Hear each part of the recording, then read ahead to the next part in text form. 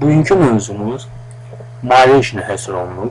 Bunun üçün biz Mr. MATLAB and ISK Studio'nun Quba filialının hesablama ödənişlərindən istifadə edirik. Bu cədvəldən göründüyü kimi əvvəla sıra nömrəsi, sonra işçilərin soyadı, adı, atasının adı, tutduğu vəzifə, əmək haqqı, məzuniyyət, cəmi aldığı məbləğ, verdiyi vergilərin növləri, verginin cəmi verdiyi məbləğ və şəxsən özünün aldığı maaşın məbləği yazılmışdır. Bu cədvəldəki əmək haqqılarını hesablamaq üçün əvvəla əmək haqqıları qeyd olunur. Avtosumma ilə cəmi hesablanır. Daha sonra əmək haqqıdan cəmi hesaba kimi bütün damalar qeyd olunaraq avtosumma ilə cəmi hesablanır. Vergini hesablamaq üçün bərabərdir işarəti cəmi hesabın olduğu damanın kodu bizdə F35'dir. Cəmi hesabın olduğu daman kodu vurulsun 14%. Həmkarlar özünü hesablamaq üçün bərabərdir. Cəmi məbləğin olduğu damanın kodu vurulsun 2%. Pensiya fondunun hesablamaq üçün bərabərdir. Cəmi hesabın olduğu damanın kodu vurulsun 3% kimi hesablanır. Enter düyməsi basılır. Cəmi tutulmanı hesablamaq üçün gəlir vergisi həmkarlar özünü pensiya fondu olduğu damalar qeyd olunaraq avtosumma ilə cəmi hesablanır.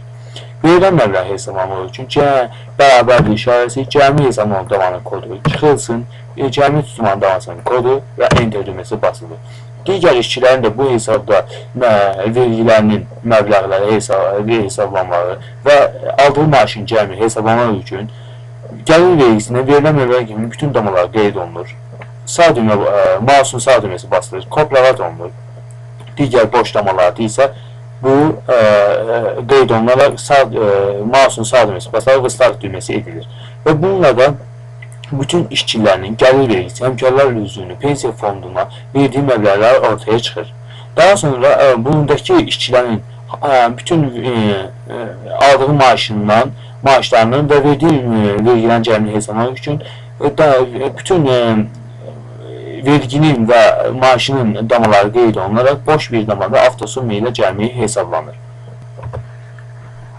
Biz bu əmək haqqından cəmi hesabı kimi olduğu damanı qeyd etməklə biz məsələn digər şəxsin gələn aylarda aldığı maaşın məbləği artması və artması sonunda buradakı faiz hesablarının düzgün işlem aparması üçün əmək haqqından cəmi hesabı kimi bütün boş damalara da daxil olmalı, hamısını hesablamaq lazımdır.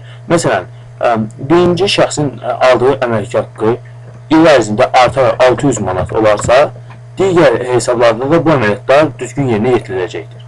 Və bununla da məsələn, digər şəxs məzuniyyətə gələrək, məzuniyyət pulu alırsa, məsələn, bu məzuniyyətə 220 manat olduğu halda bütün onun verdiyi gəlir vergisi və aldığı məbləğlər də uyğun olaraq, ona uyğun olaraq dəyişəcəkdir.